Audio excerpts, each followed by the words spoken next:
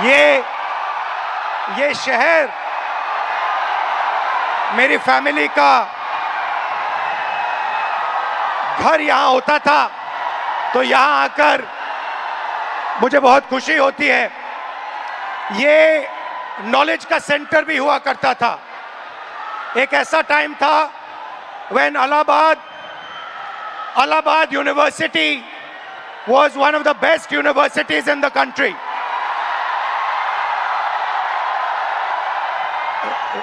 This evening, आज शाम मैं आपसे दर्द, डेटा और दौलत की बात करना चाहता हूं। आपका दर्द, आपका डेटा, मगर आपका धन नहीं, जो आपका होना चाहिए, उनका धन। इन तीन चीजों के बारे में मैं आपसे बात करना चाहता हूं। ये आप हो, आप भारत की शक्ति हो, भारत की शान हो, भारत की स्ट्रेंथ हो। और जब मैं कहता हूं आप भारत की शक्ति हो, भारत की स्ट्रेंथ हो, मैं भीड़ की बात नहीं कर रहा हूं, मैं हर हिंदुस्तान के नागरिक, हर यूथ की बात कर रहा हूं, इंडिविजुअल्स की बात कर रहा हूं। आप सब में इंटेलिजेंस है, इमेजिनेशन है, कैपेसिटी है, और अगर ये देश आगे बढ़ेगा तो आपके बल पे, आपकी स्ट्रेंथ पे इस देश का फ्यूचर बनेगा। हिंदुस्तान के पास सबसे बड़ा, दुनिया में सबसे बड़ा यूथ का पॉपुलेशन है। 40 करोड़ युवा, आप जैसे युवा, एनर्जेटिक युवा इस देश में रहते हैं। ये इस देश की स्ट्रेंथ है। चाइना की बात होती है, अमेरिका की बात होती है, रशिया की बात होती है, इंडिया के यूथ के सामने, इंडिया के यूथ पोटेंशियल के सामने ये सब लोग कुछ नहीं है। 21वीं सदी में एक और चीज हुई है। 21वीं सदी में अगर देश प्रगति करता है तो दो चीजों के बल पे करता है। यूथ पोटेंशियल जो आप में है और डेटा जो आप क्रिएट करते हो। हिंदुस्तान के पास यूथ है और सबसे ज्यादा, दुनिया में सबसे ज्यादा डेटा हिंदुस्तान में है। 1 गीगाबाइट डेटा प्रति भारतीय प्रतिदिन इस्तेमाल करता है। और प्रगति होगी, फ्यूचर होगा तो डेटा और आपके पोटेंशियल पे होगा। युवा plus data is equal to 21st century economy.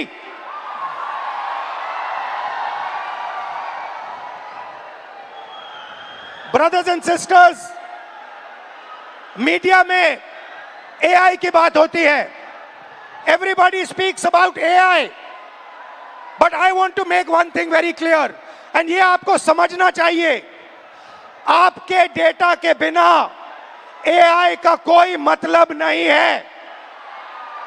अगर एआई बनता है तो आपके डेटा के बेसिस पे बनता है। 20वीं सदी में पेट्रोल और पेट्रोल इंजन देश को बनाता था। अगर 20वीं सदी में मैं आपके पास आता और आपसे कहता, देखिए मैं आपको पेट्रोल इंजन दे रहा हूं, मगर आपको पेट्रोल नहीं दूंगा, आप मुझे कहते इस पेट्रोल इंजन से मेरा कुछ नहीं होने वाला है। वैसे ही 21वीं सदी में डेटा से ही एआई बनता है। डेटा से आप एआई बना सकते हो, मगर एआई से आप डेटा पैदा नहीं कर सकते हो। और ये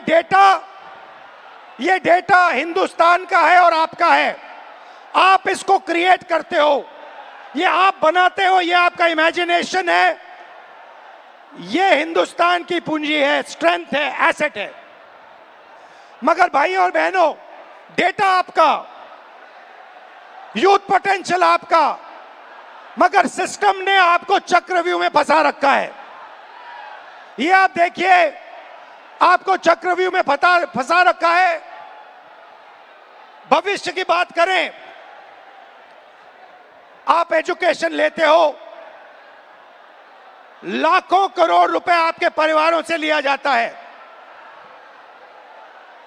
इंजीनियरिंग, मेडिकल, पोस्ट ग्रेजुएट, जो भी आप पढ़ाई करते हो, आपके परिवारों से, आपके जेब से पैसा छीना जाता है, लाखों करोड़ रुपए लिए जाते हैं और फिर आपको एक सर्टिफिकेट दिया जाता है। आपको कहा जाता है कि हां, आपको एजुकेशन सर्टिफिकेट मिल गया, बीए मिल गया, एमए मिल गया, एमएससी मिल गया, मगर इस सर्टिफिकेट का कोई मतलब नहीं है आज हिंदुस्तान में, क्योंकि यह सर्टिफिकेट आपको रोजगार नहीं दे सकता है। चाहे आप कुछ भी करें, यह सर्टिफिकेट हिंदुस्तान में आपको रोजगार नहीं देता है। आंकड़ा मैं आपको देता हूं, 1000 युवाओं में से सिर्फ 12 युवाओं को परमानेंट नौकरी मिलती है। जहां तक डेटा की बात है, आपका डेटा छीन लिया जाता है।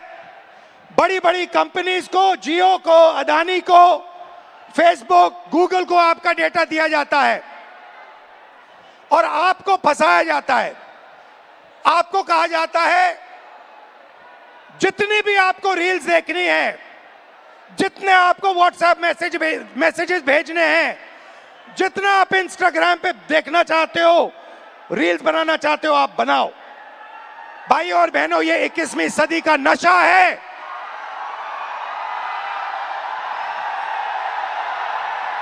ये 21वीं सदी का नशा है। और फिर आपसे कहा जाता है कि ब्लिंकिट में काम करो, ऊबर में काम करो, मजदूरी करो, 21वीं सदी का नशा लो, मगर तुम्हें नौकरी नहीं मिल सकती, रोजगार नहीं मिल सकता इस हिंदुस्तान में। आइए एक युवा की आवाज सुने। ये जो बोलेंगे, ये आप सबके दिल में है। ये जो सवाल उठा रहे हैं, हिंदुस्तान का हर एक युवा यही सवाल पूछ रहा है, उठा रहा है। होता हम भी सीट खरीद लेते। आज मैं ब्लिंकिट में काम करता हूँ 10 घंटा, उसके बाद मैं पढ़ाई करता हूँ। इंडियन आर्मी का एग्जाम दिया, 1 नंबर से मैं बच गया।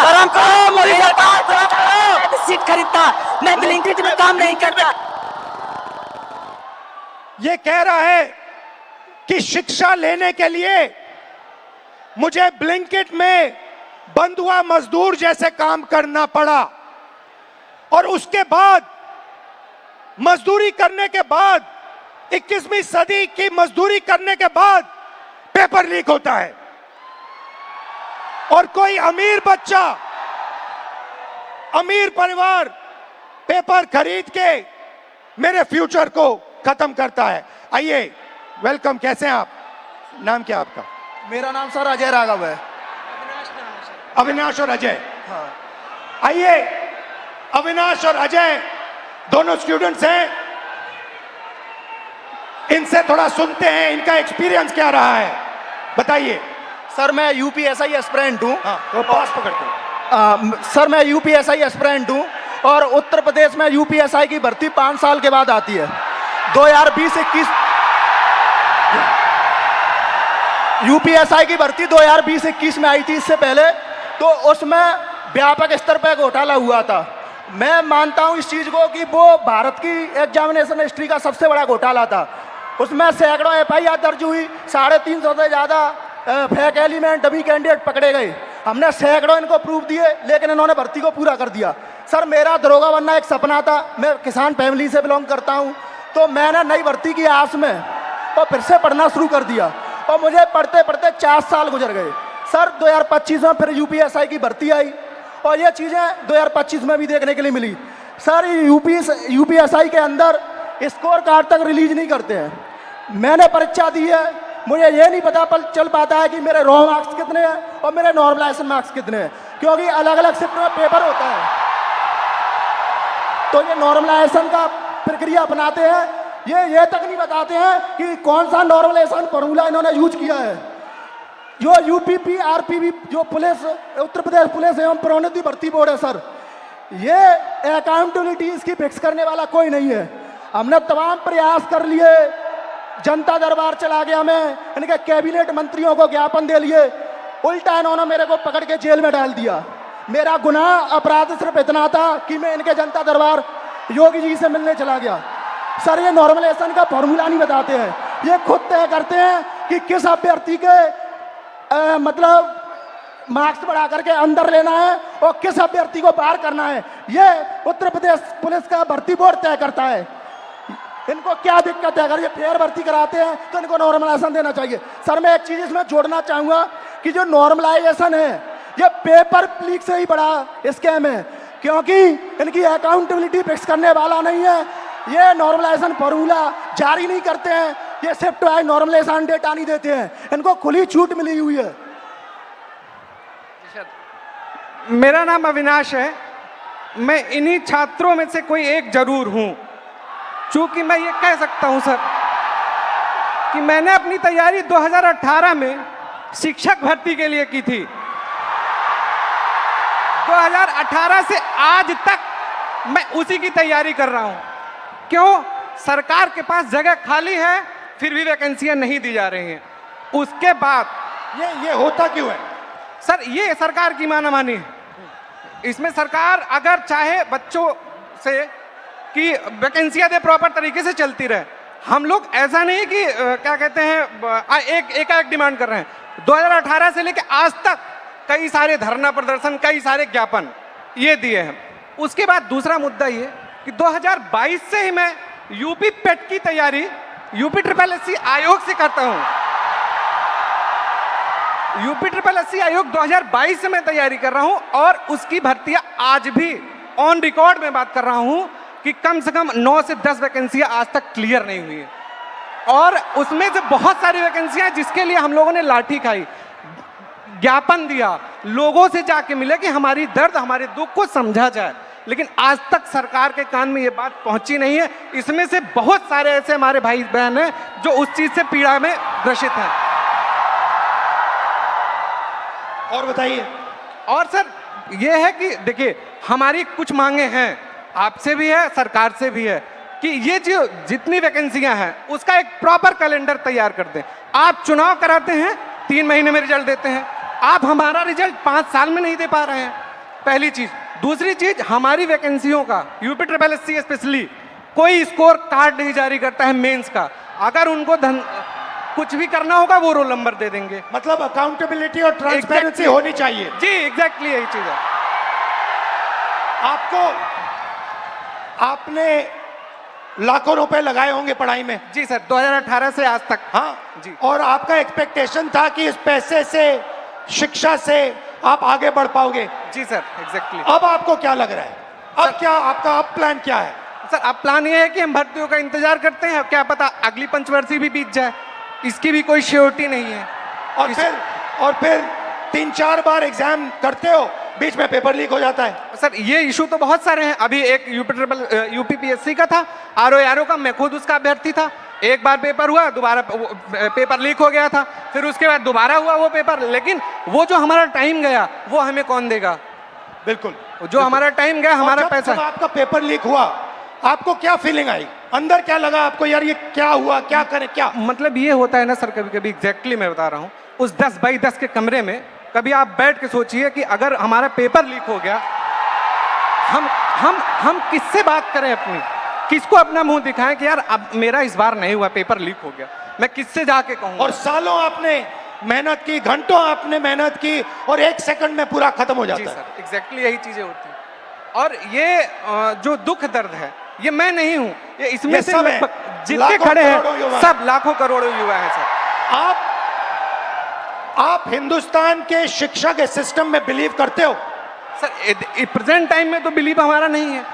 नहीं है एग्जैक्टली नहीं है। रीजन, अगर आज 2018 से मैं अब बेरोजगार टहल रहा हूं, कोई स्किल हमें दे दिए होते 2018-17 में, तो मैं कहीं प्राइवेट, फिर सेकेंडरी इस प्रयागराज में या इस आसपास के इलाकों में हमें कोई ऐसा इशू नहीं है, ऐसे कोई मतलब रिसोर्सेज नहीं है कि मैं प्राइवेट काम कर सकूं, और काम करूं तो वो डेली वेजेस के हिसाब से बहुत कम हो जाएगा। ये आपका क्या है? ये टैटू क्या है? मेरा नाम है अच्छा, अविनाश। आपका नाम है, ठीक है, थैंक यू अविनाश। और कुछ कहना चाहते हो? सर, उत्तर प्रदेश में ये पेपर लीक लगातार चल रहे हैं। जब से माननीय योगी आदित्यनाथ जी सरकार में आए हैं तब से मैं उंगलियों पे गिना सकता हूं सर। 2017 दरोगा भर्ती पेपर लीक, उसके बाद यूपी कांस्टेबल 2018 पेपर लीक, उसके बाद 2020-21 की यूपीएसआई भर्ती पेपर लीक, और 2022 का लेखपाल भर्ती पेपर लीक, और 2023 में आरओ एआरओ वो भी पेपर लीक, 2023 का कांस्टेबल भर्ती पेपर लीक, और ये स्कोर कार्ड नॉर्मलाइजेशन की धांधली वर्तमान में चल रही है। सर, मैं इन्हीं शब्दों के साथ आपका बहुत बहुत धन्यवाद करना चाहता हूं कि आप यूथ की आवाज़ उठा रहे हैं लगातार, और मैं सर आपसे आशा की उम्मीद के साथ देख रहा हूं आप इसी तरह हम यूथों की आवाज़ उठाते रहिए। हम आपके साथ पूरी तरीके से, ये जितना भी यहाँ पर स्टूडेंट दिख रहा है ये सब आपके साथ है, सिर्फ आपके लिए आया है सर। Thank you. तो आपने सुनी उत्तर प्रदेश के स्टूडेंट्स की आवाज। अब प्रॉब्लम क्या है मैं आपको बताता हूं। प्रॉब्लम है कि आप पढ़ाई करते हो, पैसा डालते हो, मेहनत करते हो, मगर रोजगार के सारे दरवाजे हिंदुस्तान में बंद पड़े हुए हैं। एक दरवाजा खुला नहीं है। दरवाजे कौन से हैं? पहला दरवाजा मैन्युफैक्चरिंग का। आज दुनिया में आपको मेड इन चाइना दिखेगा, मेड इन वियतनाम दिखेगा, मेड इन बांग्लादेश दिखेगा, मगर मेड इन इंडिया नहीं दिखेगा। इसका कारण है नोटबंदी और गलत जीएसटी ने हमारे मैन्युफैक्चरिंग सिस्टम को खत्म कर दिया है। जो छोटे व्यापारी रोजगार दिलवाते थे, जो पहले हिंदुस्तान में होता था, leather industry, textile industry, automobile industry, अलग अलग इंडस्ट्रीज में मैन्युफैक्चरिंग जो होती थी, वो सारा का सारा खत्म हो गया है। पहला दरवाजा बंद। दूसरा दरवाजा एंटरप्रेन्योरशिप का, जिसको स्टार्टअप इंडिया कहा गया। स्टार्टअप इंडिया में सबसे जरूरी चीज आप जैसे स्टूडेंट्स को बैंक लोन, छोटे बिजनेसेस को बैंक लोन, फाइनेंशियल सपोर्ट। भाई और बहनों, हिंदुस्तान के बैंक्स आप जैसे स्टूडेंट्स को 1 रुपया कभी नहीं देंगे। अंबानी अदानी को लाखों करोड़ रुपए देंगे, मगर आपको 1 रुपया नहीं देंगे।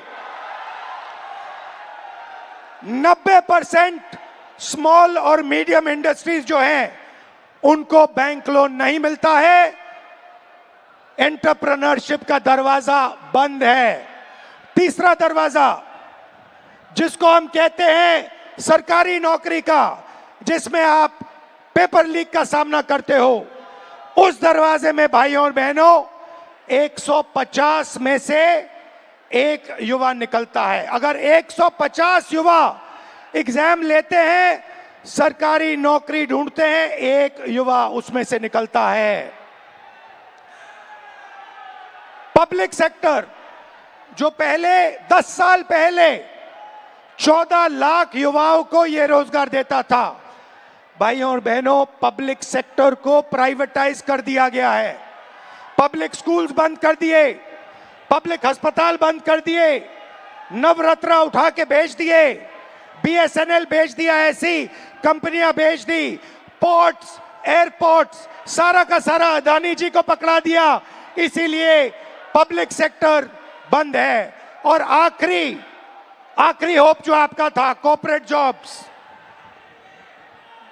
IT, back office, transcription, software, जिसमें पहले हिंदुस्तान के युवाओं को रोजगार मिलता था, वो दरवाजा भी भाइयों और बहनों आपके डेटा का प्रयोग करके एआई से यह भी दरवाजा बंद किया जा रहा है।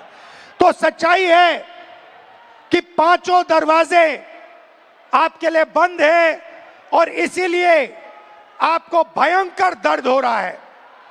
भाई और बहनों, मैं सिस्टम की बात कर रहा हूं। यह सिस्टम क्या है और यह सिस्टम को कौन चलाता है?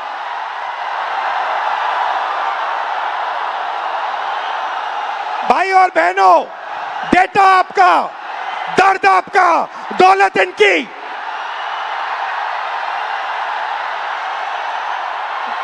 दर्द आपका, डेटा आपका, दौलत इनकी।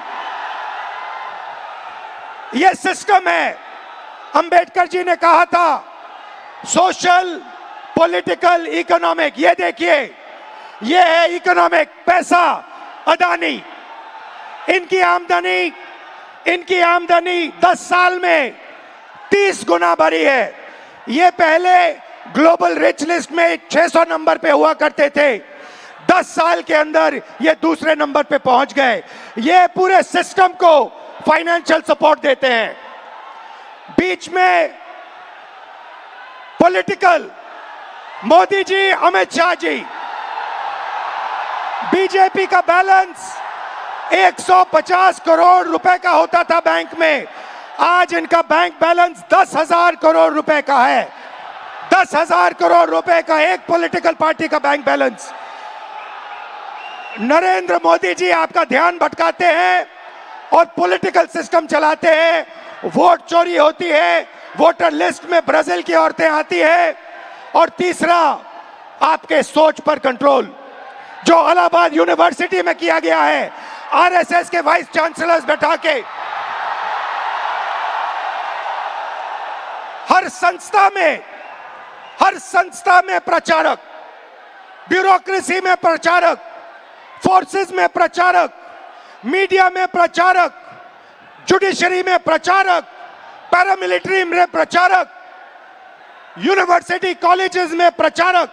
सोच को कंट्रोल करने का तरीका यह है सिस्टम। भाई और बहनों, मोहन भागवत, नरेंद्र मोदी जी, अमित शाह जी और अदानी जी, इस सिस्टम ने रोजगार खत्म किया। इस सिस्टम ने यूनिवर्सिटीज को कैप्चर किया। इस सिस्टम ने आप पर आक्रमण किया है। मगर इस अंधेरे में आप लोगों ने लाइट जला दी। ये देखिए, इस अंधेरे में आपने वो करा जो आपके माता पिता नहीं कर पाए। वो अपने डर का सामना नहीं कर पाए, मगर हिंदुस्तान के स्टूडेंट्स, हिंदुस्तान के युवाओं ने अपने डर का सामना किया और देश को बदल दिया। आपने आवाज रखी आपने अपनी आवाज रखी, नफरत के साथ नहीं, मोहब्बत के साथ आपने अपनी आवाज रखी। आइए हम आपकी आवाज सुने। नमस्कार, आपका नाम? नमस्कार। और मैं पटना यूनिवर्सिटी से हूँ। नमस्कार। आप? मेरा नाम हिमांशु कुमार हुआ। हिमांशु जी जी जी। शिफत फैज, इलाहाबाद यूनिवर्सिटी LLB। नमस्कार सर, मेरा नाम कुणाल पांडे, मैं इलाहाबाद विश्वविद्यालय से। शाबाश, वेलकम आप सबका। मैं आपसे आज, अभी मैंने कहा कि अंधेरे में आप लोगों ने लाइट दिखा दी, अंधेरे में आप लोगों ने टॉर्च दिखा दी और आपने प्यार से किया, मोहब्बत से किया, नफरत से नहीं किया, क्रोध से नहीं किया, हिंसा से नहीं किया। तो ये पूरी भीड़ आपका एक्सपीरियंस सुनना चाहती है। आपने क्या सहा, आपने क्या किया, थोड़ा बताइए, एक एक करके बताइए। साथियों, जो 22 जुलाई को पटना में बिहार बंद का कॉल था, हम लोग राजभवन मार्च कर रहे थे और वहाँ एक चीज़ हमें एहसास हुआ कि पुलिस ऐसे मौके की तलाश में थी कि वो हम पे लाठी भी चार्ज कर ले, उन पे इल्जाम ना हो। जब हम राजभवन से थोड़ी देर पहले पहुँचे, वहाँ पे पुलिस वाले थे बिना बैच के, और लाठी की जगह पे वो बैम्बू लिए हुए थे। उनसे जब पूछा गया आपका बैच कहाँ है, तो वहाँ से अधिकारी पूछते हैं कि आप कौन हो पूछने वाले। मैं बताता हूँ तो कहते हैं इससे क्या होगा। हमने कहा सर इतने बच्चे मरे, उनका जवाब कौन देगा। कहते वो तो चले गए, अब क्या तुम भी जाना चाहते हो। मैंने कहा सर वो तो चला गया, लेकिन अब बदलने का वक्त आ गया, क्योंकि अब नहीं बदलेगा सर, कभी नहीं बदलेगा। हम छात्र युवा देश के भविष्य हैं। उसके बाद वो वाटर कैनन चलाने लगते हैं, जिससे हमें फर्क नहीं पड़ता है। उसके बाद वो लाठी चार्ज करते हैं, जिससे उनका टारगेट था या सर पे मारो या पैर में। उन्होंने मेरे पैर पे बहुत मारा, मैं गिर गया। उसके बाद वो लाठी चार्ज करने लगे, स्टोन चलाने लगे, आंसू गैस। और एक बात मैं आपको बता दूं, जब मैं गिर गया उसके बाद जो डीएसपी हैं वो आके दोबारा मेरे पेट पे मार दी, जबकि मेरा लेग डैमेज था। कुछ छात्र मुझे वहाँ से उठा के ले जाते हैं, साइड रखते हैं, पुलिस वाले आके कहते हैं ये छात्र थोड़े है, इसको तो जेल भेजना चाहिए। इवन वो एम्बुलेंस नहीं आने देते हैं, मुझे 3 इडियट की मूवी की तरह स्कूटी पे हॉस्पिटल ले जाना पड़ता है। बीच में आ जाओ, बीच में आ जाओ। जैसे सर मैंने बताया कि वो एम्बुलेंस तक नहीं आने देते हैं। हमें 3 इडियट के स्कूटी की तरह मुझे स्कूटी पे हॉस्पिटल ले जाया गया है। और नेक्स्ट डे जब फिर मैं हॉस्पिटल जाता हूँ, मुझे डिटेन किया जाता है। मेरे पैर में बैंडेज लगा था, 15 घंटा मुझे थाने में बंद करके रखा गया। और जितने फोटो थे सबसे मुझे मिलाया गया, नाम पूछा गया। जब मैं नाम बताया तो इंचार्ज कहती है इसको तो मुझे लगता है कहीं देखा है। मैंने कहा मैम मैं नॉर्मल स्टूडेंट हूँ, मेरे ऊपर एक भी FIR नहीं है। तो कह रही वो तो मैं देख लूँगा। धमके दिए जाते हैं उन्हें हमें। मैं ये बता दूं कि जब हमें PR बॉन्ड साइन करवाया गया, उसके बाद हमारे एड्रेस पे डिटेन करने के लिए छापे पड़ रहे हैं। हम छात्र हैं, देश के भविष्य हैं, और आज आप हमारे पर अत्याचार कर रहे हैं। हम क्या कह रहे हैं, हमें तो नौकरी चाहिए। हम पहले नौकरी के लिए आंदोलन करें, फिर एग्जाम के लिए आंदोलन करें, फिर रिजल्ट के लिए आंदोलन करें, और फिर पेपर लिखे उसके लिए आंदोलन। हम छात्र हैं या आंदोलन जीवी है? हम छात्र हैं। और आप हमसे वोट लेते हैं तो सर सर कहते हैं, भैया भैया कहते हैं। आज हमें कहते हैं कि हम कॉकरोच हैं। सर हम देश के जेनजी हैं, और आज आपका सत्ता है, कल हम पलट भी सकते हैं। लेकिन ये गलतफहमी मत रहिएगा मोदी जी, हम बिहारी हैं, ठीक है। और मैं एक बात बता दूं, आप मुझे जितने धमके देते हैं, मैं स्वतंत्रता सेनानी परिवार से आता हूं, और ये लड़ाई के लिए कल भी मुझे लड़ने पड़ी तो मैं देश के लिए अपनी जान न्यौछावर कर दूंगा, लेकिन छात्रों के हक के लिए हमेशा लड़ते रहूंगा। क्योंकि राम मनोहर लोहिया ने कहा है ना कि अगर सड़कें सुनी होगी तो संसद आवारा हो जाएगा। तो सर आप जब सरकार डरती है पुलिस को आगे करती था। हमारा जवाब है कितनी लंबी जेल तुम्हारी देख लिया, देखेंगे। ठीक है, शाबाश।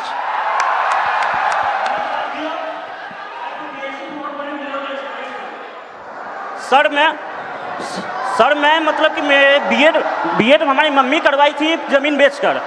4 साल से वैकेंसी अभी तक नहीं आई है सर। जब आंदोलन करने जा रहा हूँ तो सर मतलब कि सम्राट चौधरी का गुंडा जो कि पुलिस जो हम लोग को लाठी से मारती है और जेल भेजती है। सर जब हम लोग आंदोलन करते हैं तो डिटेन कर लिया जाता है। उसके बाद मतलब कि कुछ भैया को जेल भेज दिया जाता है। उसके बाद मतलब कि हम लोग जब स्टेट क्वालिफाइड। रिलैक्स करो, कोई प्रॉब्लम नहीं है, घर में हो अपने, खुल के बोलो, टेंशन मत लो।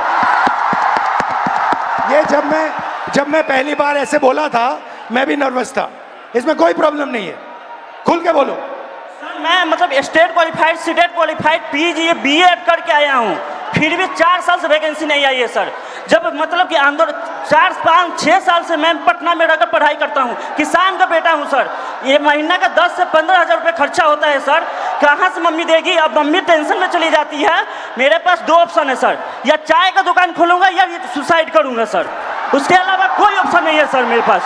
सुसाइड आपका ऑप्शन नहीं हो सकता ब्रदर। कोई ऑप्शन नहीं है सर मेरे पास। PG BEd इतना स्टेट सीटेट क्वालिफाइड होने के बाद 20,000 का नौकरी भी नहीं मिलेगा सर पूरा इंडिया में। उसके बाद मैं सर जब मतलब कि मम्मी मतलब कि सुनती है कि आंदोलन में गया है तो मम्मी को पानी चढ़ने लगता है सर टेंशन से।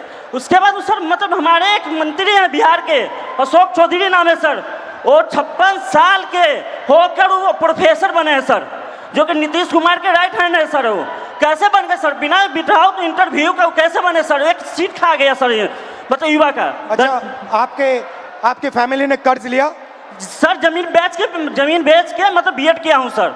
सोच लीजिए कि हम किस लेवल के हैं फैमिली सर। अभी तक 4 साल से वैकेंसी नहीं आई है सर। सोचिए हर महीना सर हम मतलब वैकेंसी डेट निकाला जाता है, लेकिन मतलब कि वो निकलता नहीं है सर। आज भी सितंबर में एग्जाम का डेट दिया हुआ है, अभी तक फॉर्म नहीं आया है सर। फिर आंदोलन करूंगा, फिर थाना में जमा होऊंगा, लेकिन डरूंगा नहीं सर इस सम्राट चौधरी के गुंडा से। शाबाश शाबाश, बहुत अच्छा बोले। ग्रीटिंग्स टू ऑल, मेरा नाम शिफत फैज है और मैं थोड़ा पास से पकड़ा है। ग्रीटिंग्स टू ऑल, मेरा नाम शिफत फैज है और मैं फर्स्ट फीमेल वाइस प्रेसिडेंट हूँ पटना यूनिवर्सिटी स्टूडेंट यूनियन की, इंडिपेंडेंटली इलेक्टेड। जब 20 तारीख को दिल्ली के जंतर मंतर के प्रोटेस्ट के दौरान पुलिस और गवर्नमेंट के थ्रू स्टूडेंट पर ब्रूटली मारा पीटा गया, उन पर वाटर कैनाल्स फेंके गए, उन पर टीयर गैसेस चार्ज किए गए, उसके खिलाफ 22 जुलाई को पटना में स्टूडेंट्स ने प्रोटेस्ट का कॉल दिया। वहाँ स्टूडेंट्स मौजूद हुए और पीसफुल प्रोटेस्ट उन्होंने स्टार्ट किया, लेकिन फिर बिहार पुलिस और बिहार सरकार ने स्टूडेंट के साथ फिर से ब्रूटली ट्रीट किया, उन्हें मारा और रातों रात उनके घर से उन्हें डिटेन कर लिया जाता है बिना इस जानकारी के कि वो कौन से पुलिस स्टेशन में है, वो कौन से किस थाने में है। इन सब हमने 23 जुलाई को पेपर लीक के खिलाफ, स्टूडेंट ब्रूटैलिटी के खिलाफ और बिना अनलॉफुल वे में डिटेन होने के खिलाफ एक प्रोटेस्ट रखा अपने यूनिवर्सिटी के कैंपस में। लेकिन हमारे प्रोटेस्ट स्टार्ट करने से पहले ही वहाँ पर पुलिस, सीआरपीएफ और एसडीएम मौजूद थे। सर, हम छात्र हैं और हमें एज अ वाइस प्रेसिडेंट मुझे यूनिवर्सिटी के गेट से घुसने नहीं दिया जा रहा था। फिर भी क्योंकि मेरा वो प्रोटेस्ट था, हम लीड करने के लिए जैसे तैसे घुसे। हमारे कुछ फेलोज जो प्रोटेस्ट ज्वाइन करने आ ही रहे थे, उन्हें पुलिस गेट से ही भगा देती है और कुछ फेलोज को लाठी चार्ज कर डिटेन कर लेती है बिना किसी मेडिकल ट्रीटमेंट के। उनका सर 10 से 12 घंटा फूटा रहता है पुलिस स्टेशन पे।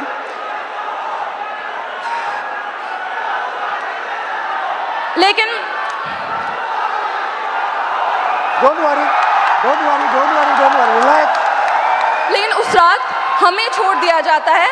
लेकिन अगले सुबह से बिहार की सड़कों पे जो स्टूडेंट प्रोटेस्ट नहीं भी कर रहे थे, उन्हें उठा लिया जाता है लाइब्रेरी से, उनके घर से, बिना किसी पुलिस वारंट को। और 25 जुलाई को शिवान में एक 47 फायर किया जाता है, उसमें एक स्टूडेंट की मौत हो जाती है और एक स्टूडेंट हॉस्पिटलाइज रहता है। क्या इसके खिलाफ बिहार सरकार ने अपनी एक आवाज़ नहीं उठाई, ना ही एक बात रखी? खैर, आप सब जानते हैं कि बुराई का अंत होता है और हमारी जीत हुई। 25 जुलाई को जब आप लोग धर्मेंद्र प्रधान की इस्तीफा की खुशी मना रहे थे, तब बिहार के छात्रों में अलग सा डर और भय मौजूद था। उन्हें कहीं से भी कभी भी अरेस्ट कर डिटेन कर लिया जाता और उन्हें किस पुलिस स्टेशन में भेजा जाता, इसका कोई अता पता नहीं है। चलिए अब हम बिहार के महिला शिक्षा व्यवस्था पर बात करते हैं। जब एक बिहार की लड़की अपने पढ़ाई के लिए लड़ती है तो सबसे पहला लड़ाई उसका उसके घर वाले से होता है। वो जैसे तैसे घर से निकल तो जाती है, फिर बिहार सरकार वैकेंसी नहीं निकालती है, फिर उसके लिए वो प्रोटेस्ट करती है, वैकेंसी निकालती है, फिर पेपर लीक हो जाता है, फिर उसके लिए वो प्रोटेस्ट करती है, फिर प्रोटेस्ट करती है, उसी दौरान उन्हें मारा जाता है, डिटेन कर लिया जाता है, अरेस्ट कर लिया जाता है। हम स्टूडेंट हैं, कोई प्रोटेस्टर नहीं है, और फिर बिहार सरकार इसी चक्रव्यूह में हमें छोड़ देती है। खैर, यही है हमारे बिहार का शिक्षा व्यवस्था। और सर, हमारा गवर्नमेंट से यही अपील है कि अगर आपको लगता है कि हम आपके डिटेन और अरेस्ट से डर जाएंगे, तो ये आपकी गलतफहमी है। और सर, कल को अगर आप गवर्नमेंट रूलिंग पार्टी बने, तो हमें ये एक्सपेक्ट है कि जैसे आप आज स्टूडेंट्स के खिलाफ, स्टूडेंट के साथ खड़े हैं, वैसे कल भी खड़े रहे। बिल्कुल सर, आपसे यही उम्मीद है। थैंक यू, शाबाश। सर, सबसे पहले इलाहाबाद विश्वविद्यालय और पूर्वांचल के हमारे हजारों छात्रों की तरफ से आपको धन्यवाद सर। और सर, मैं सर इलाहाबाद विश्वविद्यालय लॉ फैकल्टी का छात्र हूँ सर, और हमारे यहाँ समस्याओं का अंबार लगा पड़ा है सर। हमारे लॉ फैकल्टी में सर जो लाइब्रेरी है उसमें सर पूरी पानी आती है, मतलब बाढ़ आता है सर। और जब लाइब्रेरी बंद कर दी जाती है, जब हम लोग पूछते हैं कि सर लाइब्रेरी बंद क्यों, तो कहते हैं उसमें करंट का पानी दौड़ता है, बेटा आप बाहर रहो। मतलब सर हमारा बुक जो आता है सर वो हज़ारों की आती है, हम लोग सर पूरी बरसात सीजन में सर हम लोग उस बुक को एक्सेस नहीं कर सकते हैं सर। और हमारे साथी जो सर प्रोटेस्ट पे बैठे हुए पिछले 1 महीने से सर, तो उन्होंने जब उनकी सर बहुत बेसिक मांगे सर, जो एक ह्यूमन के लिए सर जो चाहिए सर, उनको सर प्रॉपर सैनिटेशन के लिए सर जो प्रॉपर वॉशरूम साफ पानी चाहिए छात्र संघ के लिए, और उन्होंने 400% सर फीस वृद्धि किया है सर। यहाँ हमारे पूर्वांचल के हजारों साथी हैं सर, उनसे पूछिए, उनके बिल्कुल सर 400% सर इका बैग उनसे पूछिए सर, हमारे घर के सर जो मैक्सिमम इनकम होती है सर 70% से ज़्यादा लोगों के पास वो 8,000 रुपये है सर। और हमारे जो हॉस्टल की फैसिलिटीज़ और फीस है सर वो 30-30 हज़ार रुपये कर दी गई है, पूरे देश भर में सबसे महंगी सर, सबसे महंगी। इवन उनको जो हमारे जो संघ के आका ऊपर के बैठे हुए सर, उनका कार्यक्रम विश्वविद्यालय में होगा, लेकिन हम बच्चे अगर जा करके कहें कि मैम, या फिर हमारे जो DSW सर है उनसे कहें कि हमारा डिबेटिंग सोसाइटी है, कुछ कल्चर है, आप एक प्रोग्राम करवा दो, तो हमको सर 15-20 ज्ञापन देने पड़ते हैं। उसके बाद भी हमें मिलते हैं सिर्फ ताने कि तुम लोग मतलब कुछ नहीं करो। पानी के लिए सर जब हम लोग DSW कार्यालय गए, उनसे कहें कि सर वाटर कूलर में कीड़े आते हैं, तो वो कह रहे हैं कि विश्वविद्यालय पानी पीने की जगह नहीं है, आप घर से पानी लेकर के आओ, यहाँ पे पानी नहीं पिया जाता है, आपको जो भी करना है बाहर करो। सर 24 घंटे हम लोग कहें कि लाइब्रेरी को आप 24 घंटे ओपन करो, हम लोग पढ़े, तो वो कह रहे हैं कि 8 घंटे करते हैं, उसको किए, फिर उसके बाद वो कह रहे हैं कि 24 घंटे लेकर पढ़ कर क्या करोगे, कौन सा कलेक्टर बनना है तुमको, आप बताइए सर। अब हमारे इलाहाबाद से सर, इलाहाबाद विश्वविद्यालय से सर इतने सारे प्रधानमंत्री निकले, इतने मुख्यमंत्री निकले, और वहीं पे छात्र संघ को सिर्फ इसलिए बंद कर दिया गया है क्योंकि गरीब घर के लड़के कभी भी राजनीति में ना आ पाए और बड़े घर के लड़के आकर के जो है सो उसको सत्ता संभाले। हम लोग हमेशा सर गुलामी करें, हमारी मानसिकता ऐसी बना दी जा रही है। और अगर आप कुछ भी बोलो तो उनके से संघ के गुंडे पाल रखे हैं। अभी 2 दिन पहले की बात है सर, आपने भी कमेंट किया था उस पर सर, आपकी आवाज़ उठाए हमारे लिए सर, फिर से धन्यवाद सर। हमारे साथी आशुतोष मौर्य, सौरभ गढ़वाल, शिवम यादव, ये लोग बैठे थे सर, हम लोगों पे सर पीछे गेट से जो उनके जो प्रॉक्टर सोकल जो गार्ड उनके होते हैं जिनमें किन्हीं का नेम प्लेट नहीं लगा सर, हम लोग अगर 10 बार आन जान करेंगे, हमें 10 बार दिखाना, उनमें से किन्हीं का नहीं है सर। वो पीछे वाले गेट से सर कम से कम 60 से अंदर लड़के भेजे, और उसके बाद वो आए और बर्बत्ता से हमसे झगड़ा हुआ सर, हम लोगों से सर, मतलब उनकी हाथापाई, मतलब हम लोग बैठे थे, हमारा सारा सामान छीन लिया गया, हम लोग को भगा दिया गया, हम लोग को मजबूरन सर वहाँ पे पीछे पुलिस भी खड़ी थी सर, हमारे यूनिवर्सिटी की थाना है सर, 2 पुलिस वाले पीछे खड़े हैं, और वो 2 लोग थे सर। और दिन जब हम लोग रहते हैं तो वहाँ पे सर 3-3 गाड़ियाँ आकर के लगती है, ऐसे लगता है कि हम लोग कोई आतंकवादी बैठे हैं, अंदर जा करके क्या ही कर लेगा ये लोग। और सर उसके अलावा सर हेल्थ फैसिलिटी पे हम लोग आते हैं तो उसके लिए आप आवाज़ उठाए तो बोलता है कि सरकार बाहर रखा है ना, बाहर जाओ आप। हमारे पास सर मतलब कहने को वहाँ पे शिक्षा से लेकर के सर जो नियुक्तियाँ जो होती हैं सर वो ट्रांसपेरेंट नहीं है। आप सवाल करोगे आपकी डिग्री रोक दी जाएंगी। अभी हमारे साथियों पे सर मुकदमे कर दिए गए, अभी हम दोनों यहाँ पे हैं, हो सकता है कल पे हम दोनों पे मुकदमा होगा। बिल्कुल सर, ये वहाँ का नियम है सर। सर हम कह देना चाहते हैं, बिल्कुल सर हम कह देना चाहते हैं सर, हम गांधी के अनुयायी थे, गांधी के अनुयायी है, गांधी के अनुयायी रहेंगे, और उन संघी या कोई भी हो सर हम डरने वाले नहीं है। आइडियोलॉजी से समझौता सर जीवन में कभी नहीं होगा। हम पहले भी आपके खिलाफ थे, हम पहले भी अन्याय के खिलाफ थे, हम आज भी है सर, हम आगे भी रहेंगे। और सर आपके साथ के लिए सर फिर से हमारे सभी पूर्वांचल के साथियों की तरफ से सर एकदम फिर से धन्यवाद सर, आप हमारे लिए आए सर, धन्यवाद सर। बहुत अच्छा बोले आप। सर मेरा नाम कुणाल कुमार पांडे है सर, मैं इलाहाबाद विश्वविद्यालय के 3य वर्ष का छात्र हूं सर। सर हमारे विश्वविद्यालय में सर जो सीटें हैं उसमें 50% की कटौती कर दी जाती है, और हमारा जो फी है सर उसे एक बार में 400% की बढ़ा दिया जाता है, और प्रत्येक वर्ष 10% की वृद्धि की जाती है। सर इसी के विरोध में हम लोग पिछले 30 दिनों से धरना प्रदर्शन कर रहे हैं। सर हमें विश्वविद्यालय में धरना नहीं देने दिया जाता है सर, और सर हमें कभी कठिनाइयों का सामना करना पड़ता है। और सर हमारे जो VC मैम है सर, वो जो छात्र धरना प्रदर्शन करते हैं सर उन पर FIR कर देती है। हमारे 5 साथियों पर FIR कर दिया गया है और उन्हें विश्वविद्यालय के अंदर प्रवेश मना कर दिया गया है सर। हम इससे बहुत पीड़ित हैं सर। इलाहाबाद विश्वविद्यालय के सभी छात्र बहुत उम्मीद से आपके पास आए हैं सर। मुझे पता है मैं यहाँ से जाऊँगा, कल मेरा भी निलंबन हो जाएगा, मेरे पर भी FIR हो जाएगा, लेकिन मैं अपने VC मैम से कहना चाहूँगा, मैम मैं इलाहाबाद विश्वविद्यालय का छात्र हूँ, ना मैं निलंबन से डरता हूँ, ना मैं AK-47 से डरता हूँ। जो मेरा हक है, जो मेरा अधिकार है, मैं वो लेकर रहूंगा, और जब तक हमारी मांगे पूरी नहीं होती हम इस धरने से नहीं उठेंगे। शाबाश, धन्यवाद sir. Very good, thank you, thank you. हम लोगों पे सर बातें नहीं करवा सकते, कुछ कीजिए सर, हम लोग को मारा जाता है सर। अब मुझे बुला लो, मैं आ जाऊँगा। हाँ अलंकार है, मुझे बुला लो, मैं आ जाऊँगा। ठीक है, घबराओ मत। Very good. तो ये थी बिहार और उत्तर प्रदेश और इलाहाबाद यूनिवर्सिटी की आवाज। अब मैंने आपसे कहा कि आपने अंधेरे में टॉर्च जला दी, आपने हिंदुस्तान के स्टूडेंट्स को जगा दिया। आप सब अब बात समझ गए हो। मैंने आपसे सिस्टम की बात की। हम नफरत से और हिंसा से कभी काम नहीं करेंगे। हिंदुस्तान का कल्चर सत्य और अहिंसा का है, नफरत का नहीं है। और एक भी स्टूडेंट के दिल में नफरत नहीं होनी चाहिए, सिर्फ मोहब्बत होनी चाहिए। मैंने आपको पिछली स्लाइड में मोदी जी की फोटो दिखाई, अमित शाह जी की फोटो दिखाई, अदानी जी की दिखाई, मोहन भागवत की दिखाई, मगर नफरत नहीं करनी है, सिस्टम बदलना है। प्यार से, मोहब्बत से, नफरत से नहीं। सिस्टम को खत्म, टाटा बाय बाय करना है।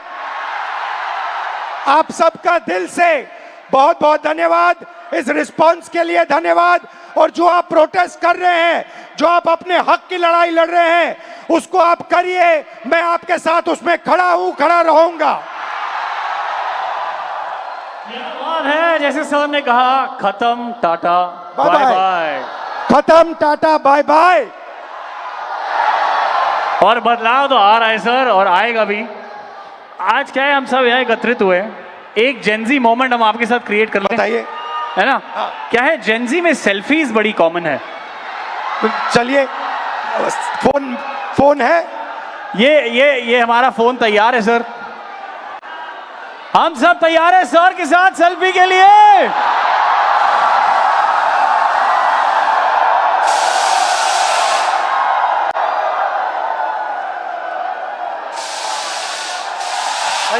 Thank you so very much. Lovely.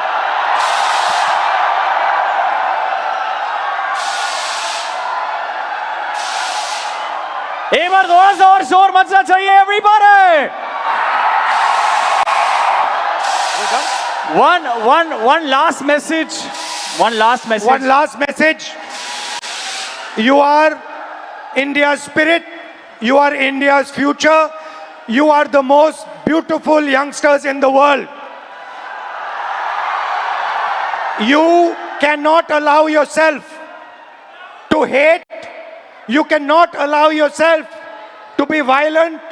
You are loving youth.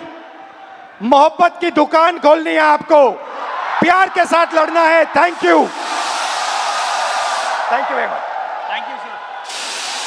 छात्रों की गूंज है ये, छात्रों की गूंज, छात्रों की गूंज है ये, छात्रों की गूंज। हमें सुधारनी है गलतियां बिके हुए ईमान की, हमें उठानी है वो बात जो युवा के सम्मान की, हमें संवारनी है राह कल के हिंदुस्तान की। बहुत हुआ चलो युवा, हाथ से हाथ जोड़ के, जंजीर अन्याय की तोड़ के, झूठ तेरे सब धोखे और नहीं अब चल पाएंगे। कर युवा ख्वाब ये जल जाएंगे, सिंहासन वो हिल जाएंगे। युवा ख्वाब ये